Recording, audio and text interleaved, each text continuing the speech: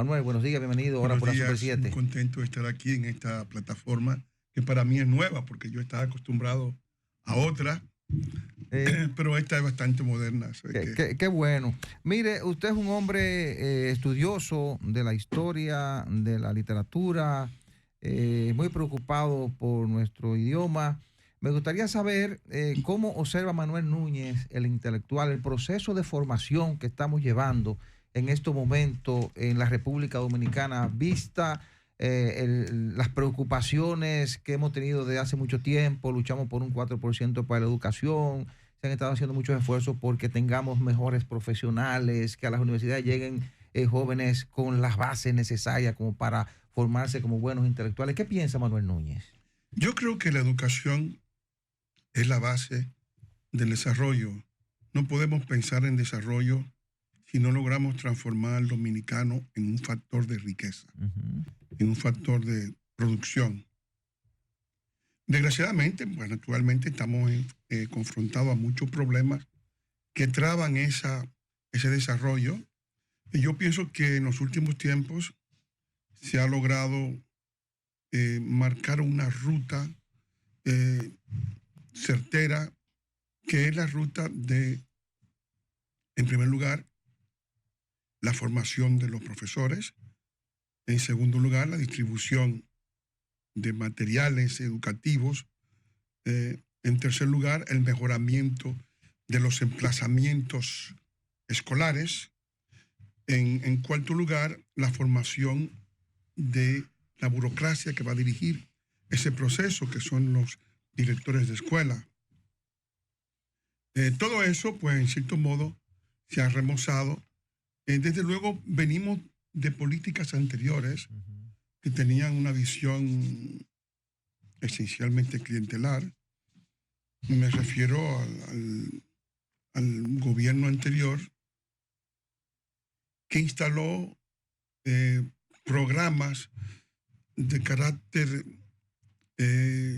digamos, prebendario para la población, como se pasó en INAVIE de una proporción de 800 millones a actualmente 23.000 millones o algo así.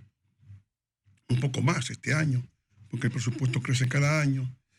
Eso significa que 23.000 millones en alimentación. Estamos hablando que el almuerzo escolar de la tanda extendida consume mucho más que lo que se gasta en material pedagógico, que lo que se gasta en formación. Consume 22.000 millones. Y es una especie de situación que crea en la población la idea de asistidos sociales, ¿no? Es decir, Danilo tomó el modelo de Lula. Ustedes saben que son modelos populistas de países ricos como Brasil o en el caso de Venezuela con Chávez. Cuando tienen un commodity, toman ese commodity y crean una base clientelar basado en el commodity que tienen, ¿no? En el caso de Brasil, la soya; en el caso de Venezuela, el petróleo; en el caso nuestro, la voluntad, porque aquí no había la posibilidad de hacerlo, pero los imitadores no tienen que ver con las bases externas de su imitación. Y una vez que baja el producto que sirve de prestación de renta en el mercado mundial, pues directamente las personas que dicen haber sacado de la pobreza vuelven a entrar por la otra puerta a la pobreza. Es decir, que esa idea de clientelar, pues luego se hace muy difícil desmontar ese problema, porque nosotros, cuando analizamos las perspectivas de lo que es la tanda extendida, la mayoría de los muchachos, después que comen, no vuelven a estudiar. Algunos profesores se van. Luego algunos se reposan. O sea que el objetivo, que era darle más calidad a la educación, no se logra, ¿no? Es decir, porque es un gasto enorme y cada vez más grande, porque también se crea una desresponsabilización de las familias, que es la obligación de alimentar a sus hijos, porque a mí nadie me dirá que el desayuno, el almuerzo, ninguna de las dos cosas tienen que ver con la educación, son problemas sociales, ¿no? Sí. El desayuno escolar no es educación. Profesor, pero... Lo ideal es que los muchachos vayan desayunados, dotados de lo que tienen necesidad de hacer en su casa, para que luego vayan exclusivamente a estudiar y a trabajar en su formación y digamos, en el conocimiento que se le brinda en las escuelas. Sin lugar a dudas ese sería el ideal, pero no vivimos en un ideal, estamos en una realidad. Y recuerdo que cuando se habló del tema del 4%, en ese momento estando en el gobierno, Leonel Fernández, parte de lo que alegaba Leonel Fernández es que no había un plan y que tener dinero no mejoraba necesariamente la educación. Y lo hemos visto durante estos años. Ahora, tenemos una tanda extendida que se supone que se diseñó se iba a tener, se supone, unos talleristas, se iba a dar allí una capacitación práctica, se iba a enseñar una serie de cosas, deporte. Entonces, el hecho de que no esté funcionando porque nadie haya asumido realmente el llenar eso de contenido, ¿significa que deberíamos de pensar en quitarlo? El hecho de que no lo estemos aprovechando correctamente, ¿significa que el problema sería tenerlo? ¿O podríamos aprovechar que ya está y hacerlo de forma correcta? Yo creo que hay que evaluar ese programa. Hay que evaluar nuestras posibilidades reales de llevarlo a cabo, porque nosotros tenemos el sindicato profesoral que incide profundamente en la educación, y eso tenemos que arar con esos bueyes, Sí. ¿no? Pero esos güeyes están cobrando más ahora por la existencia de la tanda extendida. Porque No, de lo están contrario cobrando le pagamos una sola tanda y se acabó. Nosotros están cobrando más porque nosotros, la República Dominicana, para definirla, gasta entre $1,300 y $1,400 por estudiante. Los profesores dominicanos ganan entre $800 y $1,100, más que en Centroamérica, salvo Costa Rica, que ganan $2,000 y pico, más que en Sudamérica, más que en Ecuador, por ejemplo, que ganan $600. Y que Ecuador está lo dolarizado. Sí, y en el caso dominicano, el juicio que podemos hacer de ello es que, a pesar de que nuestros maestros cobran el doble que en Argentina, por el problema de la moneda, ¿verdad? Uh-huh.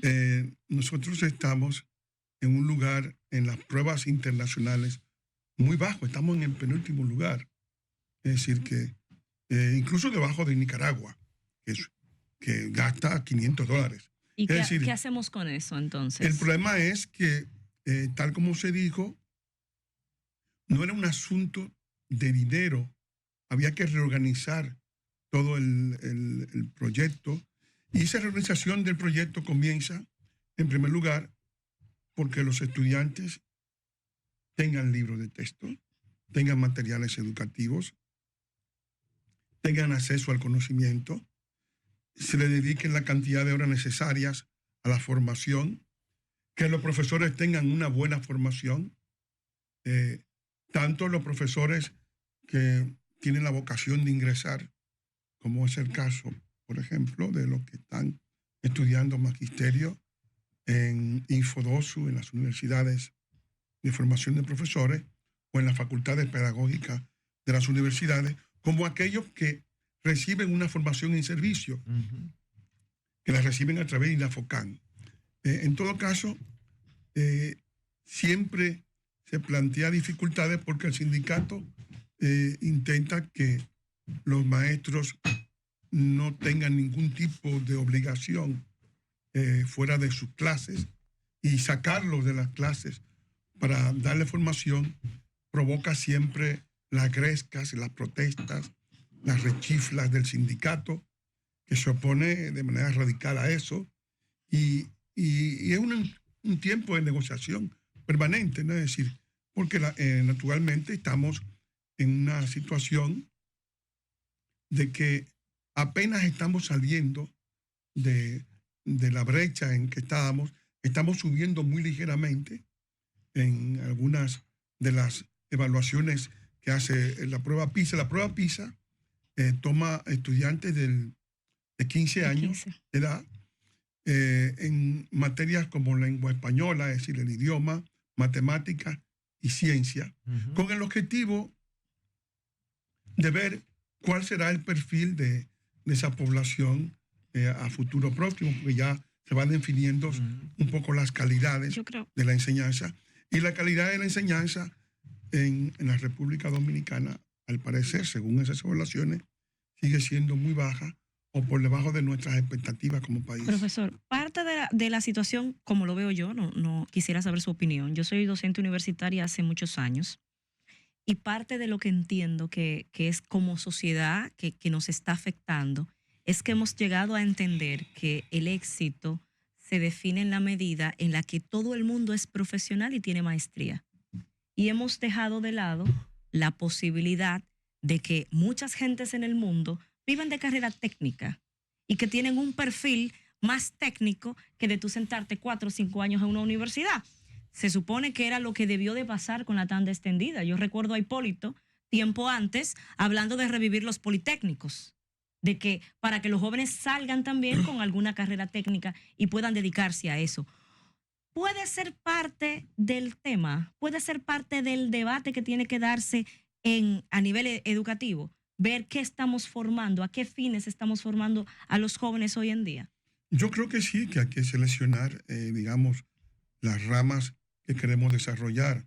Ahí, por ejemplo, tenemos un exceso de gente colocada en abogacía, en derecho. No somos tantos. O sea, sí, no, demasiado, profesor. son demasiados. Somos muchos. Son más de 60,000, o sea, es una barbaridad. Muchos. Y encima, en una gran parte, con una formación deleznable, en muchos casos, insuficiente. Nada más hay que ver los resultados sociales, ¿verdad? De nuestros jurisconsultos. Igual pasa con los profesores, con los médicos. Pero con los abogados se ha hecho muy patente. Con los médicos, ellos en la práctica... Porque por lo menos los abogados trabajamos la mayoría independiente, pero los profesores los tenemos pagados por el Estado, que hemos profesor. Visto de los jueces, los grandes casos de corrupción, incluso algunos que han generado Odebrecht, Antipulpo, Medusa, el problema es que habría que saber Calamar. Habría que saber antes, profesor, si el caso lo hicieron bien. No, para poder jugar a los jueces por la decisión. Porque los jueces nuestros no tienen, si los jugamos con la misma vara internacional, yo pondría, por ejemplo, un país como Colombia, que ha tenido grandes remesones sociales con las guerrillas y todo lo demás. Los jueces de aquí son mucho mejores que los de Colombia. Sí, pero lo de Colombia, eso es un poco exagerado, porque lo de Colombia, 25 jueces fueron asesinados por el narcotráfico y la guerrilla por no aceptar un soborno de $200,000, por ejemplo, ¿no? Y eso lo vimos en vivo, ¿no? Y algunos jueces dictan sentencia encapuchados, cogiendo riesgo. Pero seguimos hablando de carreras universitarias. Mi inquietud es dada a la pre, porque no todo el mundo puede ser abogado ni profesor. ¿Cómo desde la escuela apoyamos al joven que luego no se frustre, no deje la universidad o no sea un profesional mediocre, que probablemente pudo haber sido un buen técnico? Aquí se necesita muchísimos plomeros, muchísimos electricistas. ¿Cómo apoyamos desde desde el colegio, desde la escuela a eso? Bueno, de todos modos, hemos visto que se han activado desde hace más de 2 años los politécnicos. Más de 700 politécnicos han sido equipados. Se le ha dado un impulso a la educación técnica. Infotec ha hecho un magnífico trabajo de formación. Hay que crear un sistema de certificación de todas esas oficios técnicos para evitar que los idóneos, la gente que se cree capacitado, puedan ser electricistas sin tener licencia. Es decir, si se crea un mecanismo de dignificación de esos trabajos, yo pienso que la gente va a participar de todo eso, porque en cierto modo las personas que están ocupando una profesión que no van a ejercer con un carácter de excelencia, finalmente son desplazados. Hemos hecho encuestas, por ejemplo, de los dominicanos que se han emigrado a Estados Unidos, y hay una enorme cantidad de taxistas dominicanos que son graduados de la universidad, abogados, médicos, de todo tipo. O sea, ¿por qué? Porque están allí en Estados Unidos, porque no pudieron insertarse en el mercado de trabajo, porque después de 5 años desactualizado, la persona vuelve a estar como al comienzo de la carrera, es decir, pierden las facultades, que no son eternas, ni son permanentes, ni son fijas. Hay profesiones de las modernas, como la informática, que anualmente, a veces menos de un año, cambian brutalmente el contenido. Es decir, que la forma, la visión del profesional con la irrupción de las tecnologías modernas, de la inteligencia artificial, de todos los mecanismos de formación que tenemos a través de la web y de la informática y de la internet, eso implica que las personas que tienen una profesión están obligadas a estudiar permanentemente para poder ponerse al día y para poder ejercer sus profesiones, y los que no lo hacen terminan desplazados y excluidos del sistema productivo. Manuel, ¿usted no considera que uno de los grandes fracasos en la educación dominicana es la inestabilidad de los ministros que han puesto ahí, que la mayoría también van pensando en proyectos presidenciales y que de esos dineros que sobra por botón ahí en el Ministerio de Educación lo han cogido para politiquear, y que al mismo tiempo llevan ministros o secretarios, en este caso ministros, sin la capacidad necesaria, y esos que han tenido la capacidad supuestamente van a coger los dineros para proyectos presidenciales? Bueno, yo no creo que sobre dinero. Yo pienso que el dinero, lo que hay que emplearlo adecuadamente, pero no sobra dinero, porque hay que reparar escuelas y hay muchas cosas que faltan por cumplimentar todavía. Yo entiendo que una de las fallas de los ministros, de muchos ministros que no venían del campo educativo, ha sido que en muchos casos se sentían tan poderosos que le subía una sustancia amarilla a la cabeza, producto de la descomposición intestinal, y querían ser presidentes. Querían ser presidentes. Eso ocurrió con Navarro. Con varios. Con Navarro, ocurrió con Amarante Baré, ocurrió, en cierto modo, se presentaron algunos activos con Fulcal, ¿verdad? Sí.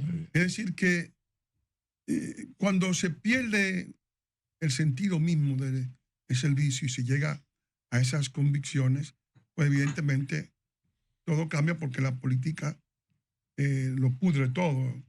Y la educación no debe ser, digamos, la cenicienta de proyectos políticos y ambiciones desproporcionadas, porque entonces se sacrifica lo más preciado que tiene el dominicano, que es su población. Nosotros tuvimos muchas esperanzas justamente con el tema de educación cuando vimos, ¿verdad?, el retornar de profesores a educación. Eso se dio con Fulcal y luego vimos cómo concluyó, usted acaba de decirlo, y posteriormente vino el señor Ángel, que había sido un funcionario en el Ministerio de Educación y vinculado a la educación toda la vida. Sí, era un doctor en educación. Era un doctor en educación. Sin embargo, hubo de salir del ministerio con una decisión de un cambio, apabullado por las quejas y las críticas.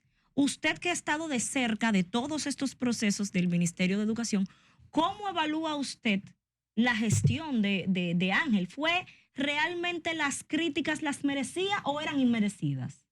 Bueno, Ángel Hernández hizo un ministerio ejemplar. primer lugar, Pero eso no es lo que se ha hablado en primer afuera. lugar, reactivó 700 politécnicos. Pagó emolumentos a profesores que tenían 15 y 20 años sin cobrarlos. No me diga. Distribuyó vehículos para todos los directores generales. Creó un mecanismo de formación de todos los directores de escuelas. Reorganizó en gran parte todo el proceso burocrático mediante mecanismos de observación que permitían ver lo que se estaba haciendo en cada dominio, Pues en cada momento. había que dejarlo ahí. ¿Sí? ¿Y a qué usted atribuye entonces las quejas que y se además levantaron? de eso, después, y aquí entran los libros, después de tanto tiempo, se creó la unidad editorial que yo dirijo, se distribuyeron 9 millones de libros de texto, y después 13 millones de libros de texto. Los libros de texto de los estudiantes en la escuela están en una plataforma. No hay una pulgada de la República Dominicana sin acceso al libro de texto. Lo pueden descargar de la plataforma Libro Abierto, minel.gov.do. Y naturalmente eso pues redundó en una mayor calidad de la educación. Esos libros de texto se pensó en dos grandes aspectos. En una cobertura total, y se logró por vía digital y también por vía del libro impreso, y en una calidad total porque los libros fueron concebidos por las instituciones universitarias, Aquí por las estaba, academias. Acabo de entrar. Por las academias, y naturalmente la Academia de Ciencias, la Academia de Lengua, la Academia de la Historia, las 3 academias principales del país participaron en esa concepción, pensando que el objetivo era poner todas las inteligencias del país al servicio de la Le voy a formación interrumpir. ¿Y del libro cómo de el texto. presidente se deja convencer? Quitar a un ministro de Educación capacitado y haciendo todas esas cosas que usted dice. ¿Cómo el presidente se deja convencer que lo quiten? Y a él le faltan cosas por decir. Bueno, no con ese chincito ahí. ¿Cómo? Ahí. ¿Cómo? El presidente es Usted- soberano. Yo no estoy para juzgar aquí. pero mire la que fácil posición me del dio la presidente. respuesta. No, pero Yo también- soy- Convencerlo, presidente. Mire, quite ese hombre de ahí, Manuel. que es un fracaso. Ese hombre no ha hecho nada. Manuel, pero hay algo Óyeme. que usted no está citando. Cuando el señor Ángel Hernández se despedía, creo que semanas antes, él dijo que había logrado con las técnicas y los cambios que había introducido superar el problema de lectoescritura en la escuela. Exacto, sí. Él dio el ejemplo en su despedida de unos niños de Pantoja, Sí, niños de primero. sí. Una cosa increíble, porque nosotros empezamos a medir a partir del tercero, el niño alfabetizado, Ujú, que ya podían leer. sí. Y, decir, y eso era lo principal, porque el objetivo capital es que se creen los aprendizajes, que el dominicano sepa leer, comprender, Ujú. expresarse, escribir, contar.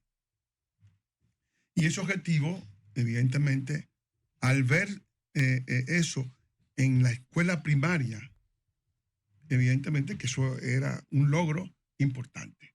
Nosotros también, por vez primera, distribuimos libros masivamente en todo lo que es la formación inicial.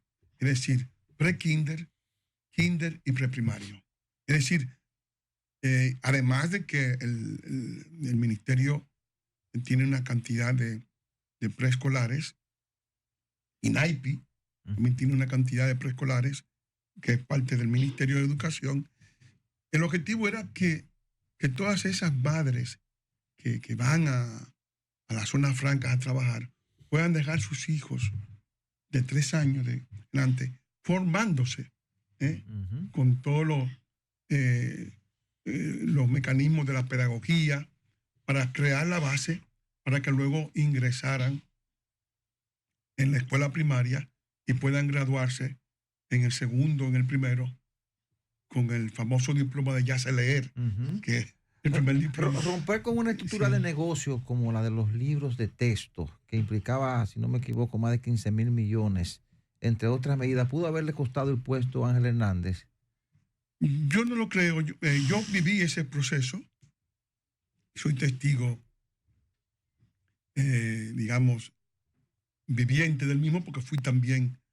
Ángel Hernández fue demandado, yo fui demandado. No me digas. Claro, porque cuando tú Pero tocas... ya le quitaron eso. Fue un negocio que rompieron. No, eso se fue al tribunal. Ellos fueron hasta el tribunal, constitucional. Sí. Constitucional. Sí. El objetivo era que ellos decían que ellos tenían una capacidad instalada y que habían vendido libros de texto al ministerio permanentemente.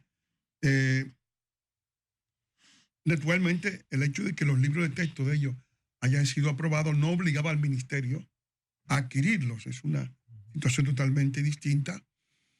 Pero eran unas 10 empresas, ¿no? Fuimos demandados por abogados de fuste, ¿no? Estaba señor Olivo Rodríguez Huertas,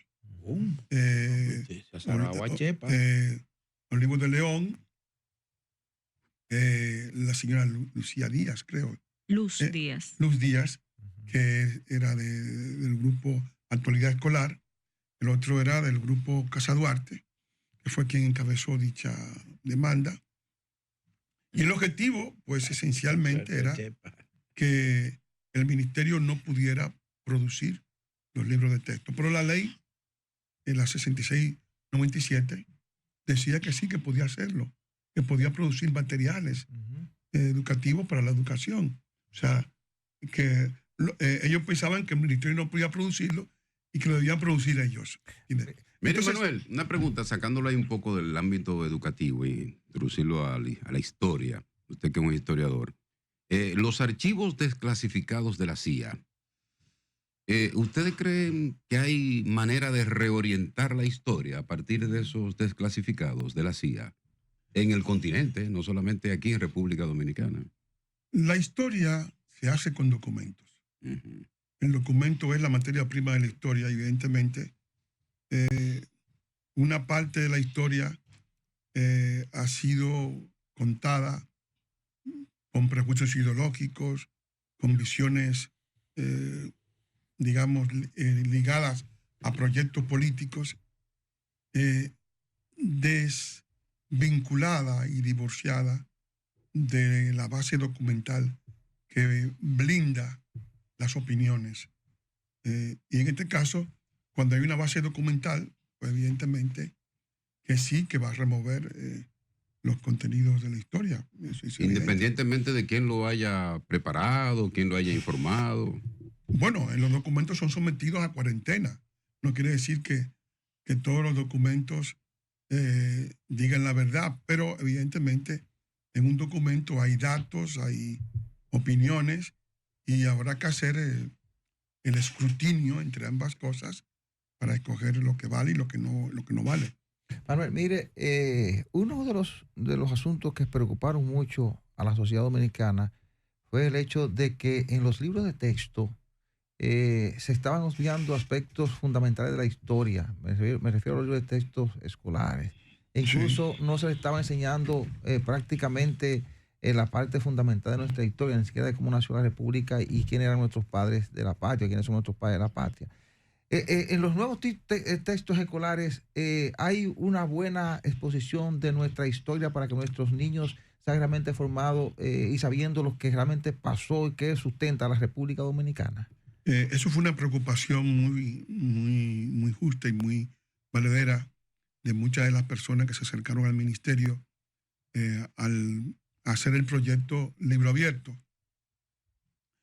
Nosotros nos cuidamos de que esos problemas que se habían planteado en épocas anteriores del libro de texto que ponían a los muchachos a colorear la bandera de Haití y no hacerlo en la dominicana, una serie de aberraciones producto de visiones ideológicas equivocadas.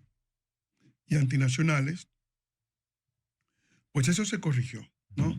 Los libros de texto nuestros de historia fueron concebidos, en primer lugar, por un consenso de la Academia Dominicana de la Historia, pensando que la historia, que el niño no tiene pasado. Nosotros le creamos un pasado en las escuelas. Y ese pasado debe ser un pasado que permita la continuidad histórica de la República Dominicana. No podemos crear un pasado en que idealice a los que han intentado suprimir a la República Dominicana, sino que permite esa continuidad histórica y naturalmente el pasado creado por nuestros historiadores más eminentes va a colmar esa insatisfacción que existía con anterioridad. Manuel, permítame.